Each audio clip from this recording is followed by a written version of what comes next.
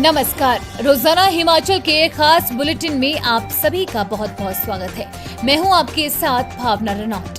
चलिए जानते हैं खबरें विस्तार से। सोलन में दुकान बंद करवाने पर झड़प। संजौली मस्जिद विवाद की आग में सोमवार को सोलन में भी सुलग गया। विभिन्न हिंदू संगठनों से जुड़े सैकड़ों कार्यकर्ताओं ने सोमवार को शहर में जबरदस्त रैली निकाली। इस दौरान कार्यकर्ताओं ने विशेष समुदाय के लोगों की दुकानों पर लाल पेंट से चिन्ह लगाए और सामान न लेने का आह्वान किया। वहीं माल रोड पर खुली सब्जी की एक दुकान को जबरन बंद करवाने को लेकर सब्जी विक्रेता के साथ झड़प हुई। इस दौरान धक्का मुक्की के दौरान सब्जियां सड़क पर बिखर गई। इससे कुछ देर के लिए माहौल तनावपूर्ण बन गया।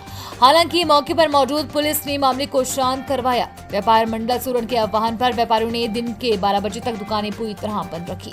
रैली में प्रदर्शन कर रहे कई युवा पुलिस से उलझते भी नजर आए। सोमवार को सोलन में प्रातः 10 बजे से ही हिंदू संगठनों के कार्यकर्ता चिल्ड्रन पार्क के समीप इकट्ठा होने शुरू हो गए। सीएम ने 20 सितंबर को बुलाई कैबिनेट मीटिंग। मुख्यमंत्री सुखविंदर सिंह सुक्खू 20 सितंबर शुक्रवार को कैबिनेट की बैठक कर सकते हैं। सामान्य प्रशासन विभाग को इस बारे में सभी मंत्रियों को नोटिस भेजने को कहा गया है। इसी अनुसार अधिकारी भी एजेंडा बनाने में जुट गए हैं। कैबिनेट की बैठक के आसपास ही उप मुख्यमंत्री मुकेश अग्निहोत्री भी कैबिनेट सब कमेटी की बैठक कर सकते हैं। डिप्टी सीएम के पास पेपर लीक में फंसे भर्ती मामलों के अलावा रिसोर्स मोबिलाइजेशन से लेकर हिमकेयर से संबंधित विवाद को लेकर कैबिनेट सब कमेटियां हैं। इन सभी मामलों में मंत्रिमंडल तभी फैसला ले सकता है जब एक कमेटी मुद्दे को क्लियर कर दे। कैबिनेट की इस बैठक से पहले शिक्षा मंत्री रोहित ठाकुर मंगलवार को दिन भर शिक्षा विभाग की समीक्षा बैठक करेंगे। नालागढ़ थाने का पूर्व एसएचओ अरेस्ट। एसआईटी ने धर्मशाला से दबोचा।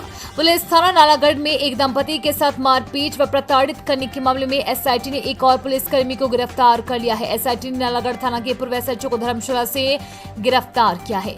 पूर्व एसएचओ को सोमवार शाम नालागढ़ कोर्ट में पेश किया गया, जहां से उसे 3 दिन का पुलिस रिमांड मिला है। बता दें कि इस मामले में ये दूसरी गिरफ्तारी है। इससे पूर्व महिला हेड कांस्टेबल को एसआईटी ने गिरफ्तार किया था। इसी मामले में अभी भी डीएसपी समेत 4 पुलिसकर्मी फरार है। धरपकड़ के लिए एसआईटी लगातार दबिश दे रही है। जानकारी के मुताबिक प्रताड़ना के इस मामले में पूर्व एसएचओ ने सुप्रीम कोर्ट में जमानत याचिका दायर की थी, जिसे विगत 13 सितंबर को कोर्ट ने रिजेक्ट कर दिया। बताया जा रहा है कि इसके बाद ही सोमवार को उसने एसआईटी के समक्ष सरेंडर कर दिया, जिसे एसआईटी ने गिरफ्तार करते हुए नालागढ़ कोर्ट में पेश कर रिमांड पर लिया है। डीसी किन्नौर के पिता का सुराग नहीं। मणिमहेश यात्रा के दौरान हो गए थे लापता। मणिमहेश यात्रा के दौरान लापता हुए उपायुक्त किन्नौर अमित कुमार शर्मा के पिता भानीदास शर्मा का 1 सप्ताह बाद भी सुराग नहीं मिला है। भानीदास शर्मा अपने साथियों के साथ मणिमहेश की यात्रा पर निकले थे। उनकी उम्र 67 वर्ष है और 10 सितंबर को अपने समूह से बिछड़ गए थे। उन्हें आखिरी बार 11 सितंबर को सुंदरासी में देखा गया था। भानीदास शर्मा को अल्जाइमर यानी कि भूलने की समस्या है। उनके पास मौजूद बैग अमृतसर से बरामद हुआ है। इस बैग में उनका फोन भी था। बैग को कोई लंगर समिति का सदस्य अपने साथ ले गया। इस पूरे मामले पर चंबा और भरमौर प्रशासन पूरी छानबीन में जुटा है। मणिमहेश और भरमौर में सीसीटीवी खंगाले हैं, लेकिन कहीं भी सुराग नहीं मिल पाया है।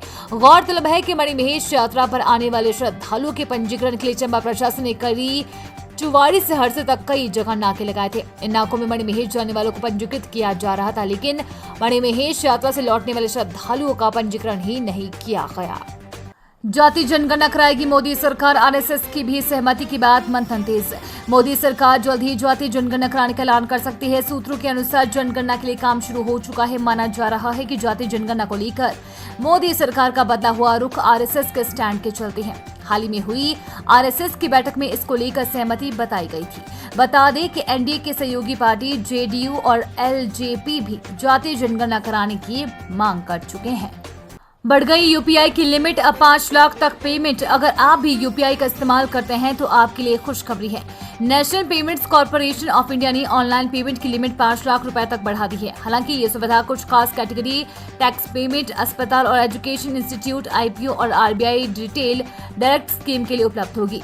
साल 2016 में यूपीआई पेमेंट सिस्टम की शुरुआत हुई थी। इसे एनपीसीआई ऑपरेट करती है। राज्यसभा सांसद का आवेदन खारिज।